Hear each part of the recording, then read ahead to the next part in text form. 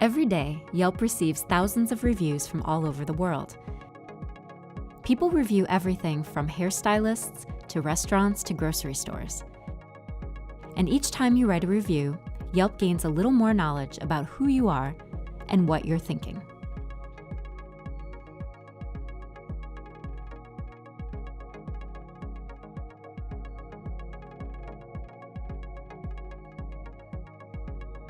Sentiment classification and sentiment prediction is one of the classic settings for text analysis. And so in this setting, what you're trying to do is read a document, machine read a document, and predict whether the author was positive, negative, or neutral. And the nice thing about review data is that you have different areas that people can review about. So you can, with the We Ate There data, they were able to review the ambiance, they were able to review the value, they were able to review the quality. And so what you can not just pick out whether they were happy or positive or negative, you can pick out whether they were positive or negative about specific attributes and tease out which words are associated with some attributes and which words are associated with other attributes, right? So dark, both dark and well lit were associated with good ambiance, so try and solve that.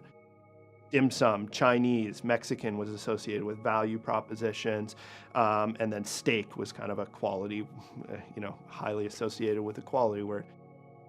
But the nice thing about this is that it's proof of concept that if you get enough data and you get rich enough data, you can not just tease out happy or sad, you can really tease out happy about something else, and figure out the interconnectedness between these different elements.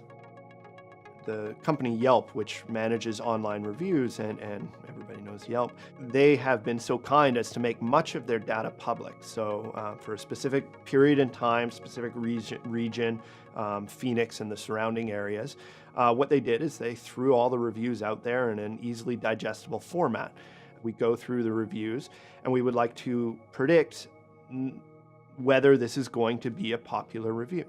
Right? So Yelp doesn't need to know whether this is a 5-star review or a 4-star review. They know that because you put that in your review.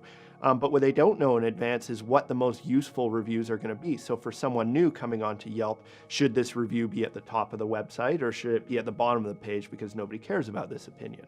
And so what we do is we go through the reviews that were popular in the past.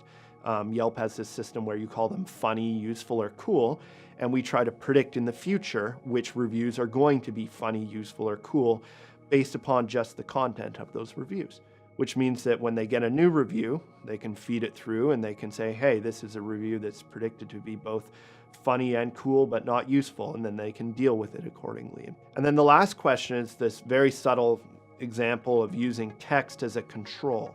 So there we're asking the question, do more experienced reviewers tend to give more positive reviews? And we wanted to ask that question. If you look at the data, it looks like, hey, if you've been a reviewer for longer, your review average tends to be higher. You give higher stars. But we wanted to ask the question, does that difference exist when we control for the fact that, hey, as a longtime reviewer, you review different stuff, right? The first-time reviewer is always going to review a restaurant. As you're a heavy user, you start to review, grocery stores, airports. You can see everything's reviewed up there. And so the way that we control for the stuff that we're reviewing is we actually say, okay, well, let's control for the language that they use. And let's say, even given the text, okay, so even what they say in their review, does this reviewer who's been around for 10 years or given 1,000 reviews tend to give a higher star rating, even given the exact same content of the review, than someone else who's brand new, who had the same review content for the same item?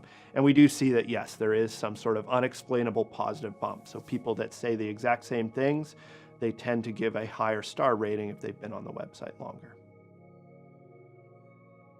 So instead of just looking at what we would call pairwise, so hey, you said this and you're happy, you said that and you're happy, Okay, looking at you said all of this and connecting that to the big set of information, everything that we know about you. And the reason that that's important is when we do things in that way, when we connect all of that, what you say, to everything that we know about you, we can tease out the relationships. You said this because you're happy and you're in the Midwest and you bought something this morning, rather than trying to estimate each of those relationships individually and then piece them back together at the end.